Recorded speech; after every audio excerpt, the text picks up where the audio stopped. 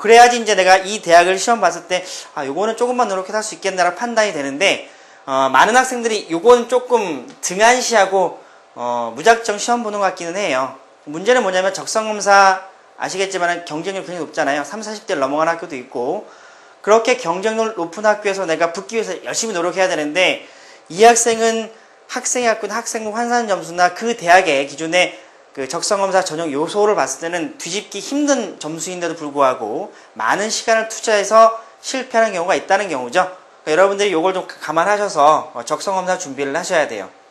한성대 같은 경우는 이렇습니다. 문항당 배점이 2점이고요. 기본 점수는 무려 320점을 줍니다. 그러니까 사실 여러분들 적성검사가 유불리를 따질 때는 기본 점수가 작은 게 좋아요. 왜냐면은 적성검사 한 문제당 배점이 계속 높아질 수가 있잖아요. 그렇죠?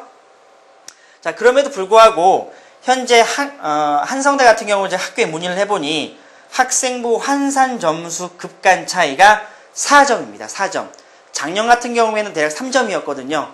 3점. 그러니까 작년보다 소폭 점수가 늘긴 했지만 3점이나 4점이나 적성검사 몇 문제로 우리가 뒤집을 수 있죠?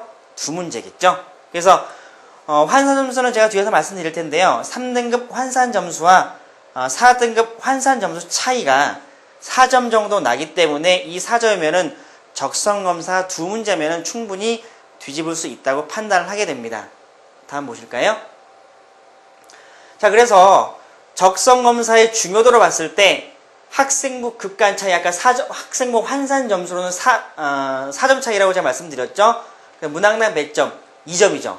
그래서 이런 것을 감안한다면 한성대 같은 경우에는 전년도에도 동일하게 올해도 적성검사를 통해서 내가 부족한 학생부를 만회하기가 타 대학에 비해서 굉장히 수월한 편이라고 볼 수가 있습니다. 자, 그리고 환산 점수를 제가 말씀을 드릴 거예요. 환산 점수는 뭐냐? 각 대학마다 학생부를 반영하는 방법이 다 다르죠. 다 다르기 때문에 보통 여러분들 학생부 보통 말씀을 하시면 상담을 하는 입장에서 보게 되면 선생님, 제 학생부 등급은 4.2등급인데요. 적성검사 통과 가능할까요? 라고 묻는 친구들이 굉장히 많아요.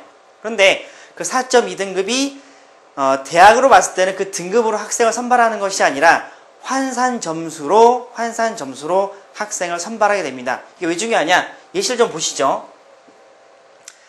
전년도 학생입니다. 전년도 09년 기준으로 A라는 학생이 한성대는 반영하는 교과가 문과 같은 국어, 영어, 사회죠. 2.92등급이고요. 국어, 영어, 사회 등급이 3.99등급이에요. 그럼 여러분이 생각하시기에는 그러면은 학생 A가 한 등급보다 더 높으니까 얘가 절대적으로 유리하겠네라고 생각을 하실 겁니다. 하지만 환산 점수, 전년도 기준의 한성대 환산 점수 기준 보면은요, 오히려 B 학생이 1.33점 높은 것을 알 수가 있어요. 굉장히 의외죠.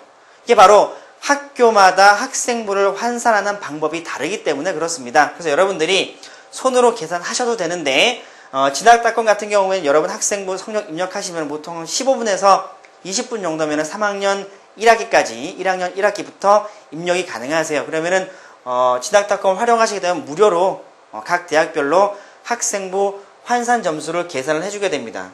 그러니까 이 학생 같은 경우에는 3.99라고 포기할 이유도 없고요. 이 학생 같은 경우는 2.92라고 자만할 필요도 없겠죠. 사실은 1.33점이면 적성검사 한 문제다. 뭐 대수롭지 않네. 라고 생각할 수 있겠지만은, 제가 이제 입시하기 전에 적성검사 강의 꽤 오래 했습니다. 검색을 해보시면 나오긴 할 텐데요. 실제로 적성검사 2문제, 3문제 맞기가 굉장히 쉽지가 않습니다. 예를 들어 이렇게 설명드려 볼까요? 여러분 수능 준비하시잖아요. 수능에서 한 문제, 2문제 맞기 쉽습니까? 쉽진 않죠. 여러분이 굉장히 오랜 시간 동안 준비를 하셔야 2-3문제 더 맞출 수 있는 거거든요. 아까 제가 앞에서 말씀드렸죠? 난이도를 높이는 방법에 뭐가 있다고 그랬습니까? 문제 수준의 난이도를 높여서 학생들의 체감 난이도를 높게 하는 방법이 있고, 문제 푸는 시간을 줄여서 학생들의 난이도를 높이는 방법이 있다고 그랬어요. 적성검사 후자라고 그랬죠?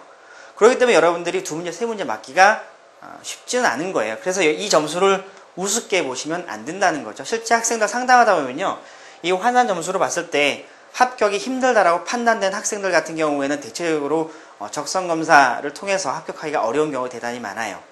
그래서 이제 결론적으로 말씀드리면 한성대 같은 경우에는 어떻다? 문항당 배점과 학생부 급간 차이를 비교해 보게 되면은 적성검사를 통해서 부족한 학생부를 만회하기가 쉬운 대학 중에 하나다. 그리고 반드시 진학특강을 통해서 환산 점수를 계산해 보신 후에 적성검사 지원 가능 여부를 따져보시는 것이 좋겠다. 제가 이렇게 정리 드릴 수 있겠습니다.